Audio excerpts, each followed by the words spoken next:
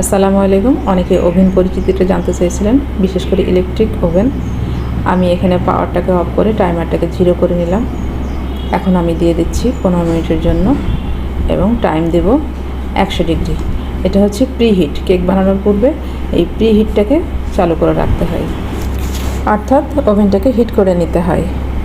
এর পরবর্তীতে আমি 15 মিনিট পর যখন ওভেনটা স্টপ হয়ে যাবে, তখন এটা গ্লাসটা খুলে দেখব কতটুকু হিট হয়েছে। টেম্পারেচারটা হাত দিয়ে এলেই বুঝতে পারবেন। হাত অবশ্য ওভেনের গায়ে টাচ করবেন না, জাস্ট হিটটাকে উপলব্ধি করার চেষ্টা করবেন যে আপনার ওভেনটা হিট হয়েছে কিনা। আমি এখানে বুঝতে পারছি আমার ওভেনটা হিট হয়ে গেছে।